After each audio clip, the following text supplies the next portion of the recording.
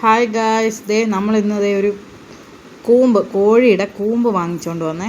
അതുമാത്രമായിട്ട് നമ്മൾ ചിക്കൻ പാർട്സിൻ്റെ കൂടെ, chicken parts അല്ല, കൂമ്പ് മാത്രമായിട്ട് നമുക്ക് മേടിക്കാൻ കിട്ടും. അപ്പോൾ അത് കറി വെക്കാൻ പോവാണേ.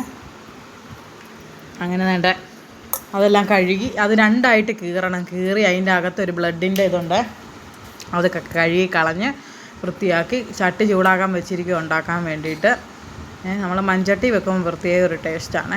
അങ്ങനെ ഇഞ്ചിയും വെളുത്തുള്ളിയും എല്ലാം സെറ്റാക്കി, സവോള അരിഞ്ഞു, കടുകിട്ട് അത് പൊട്ടുന്നു.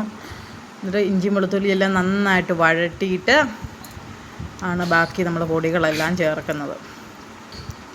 അപ്പം രാവിലെ കറിയൊക്കെ മടുപ്പായിരുന്നുകൊണ്ട് ചോറൊക്കെ ഉണ്ണാൻ മടുപ്പായിരുന്നു. ഉച്ചക്കത്തേക്ക് ഞാൻ ചോറൊന്നും ഉണ്ടില്ല. അത് കഴിഞ്ഞ് കറിയൊക്കെ വെന്ത് കഴിഞ്ഞാൽ ചോറൊക്കെ ഉണ്ടത്.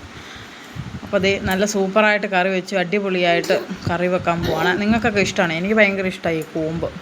ഈ ചിക്കൻ പാർട്സിനേക്കാളും എനിക്കിഷ്ടം ഇത് വെക്കുന്നതാണ്. മറ്റേതിനൊരു ചൊവ പോലെ എനിക്ക് തോന്നുന്നു. ചൊവയല്ല, നമുക്ക് ചൂടോടെ ഒരു പ്രാവശ്യമൊക്കെ കൂട്ടി കഴിയുമ്പോഴത്തേക്കും ഒരു ചൊവ പോലെയൊക്കെ വരും. എനിക്ക് എന്തോ തോന്നുന്നതായിരിക്കും. പക്ഷേ ഇത് എനിക്ക് ഭയങ്കര ഇഷ്ടമാണ്. നല്ലതാണ്. ചപ്പാത്തിക്കും ഒക്കെ അടിപൊളി കറിയാണ്. വലിയ കൊഴുപ്പൊന്നുമില്ല. പിള്ളേർക്ക് നല്ലതാണ്. കൊച്ചുങ്ങൾക്ക് അവർക്കും ഇഷ്ടമാണ്. അപ്പം അങ്ങനെ നമ്മൾ ഇടയ്ക്കിടയ്ക്കൊക്കെ വാങ്ങിക്കാറുണ്ട്. അതേ ഇഞ്ചിയും വെളുത്തുള്ളി സവോളയൊക്കെ വഴട്ടുവാണ്. ഉപ്പിട്ടിട്ടുണ്ട്. സവോള ഇഞ്ചിയും വെളുത്തുള്ളി ഇട്ടു.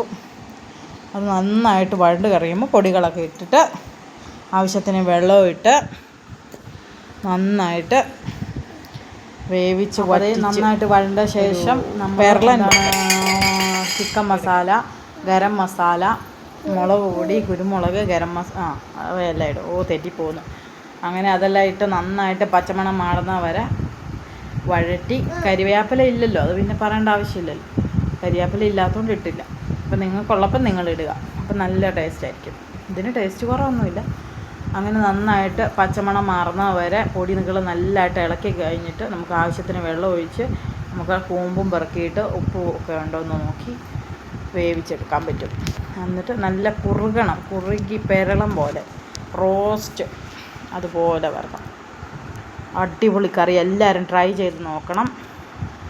അപ്പം എൻ്റെ വീഡിയോ ഇഷ്ടമായെങ്കിൽ എല്ലാവരും ഷെയർ ചെയ്യണം, കമൻറ്റ് ചെയ്യണം.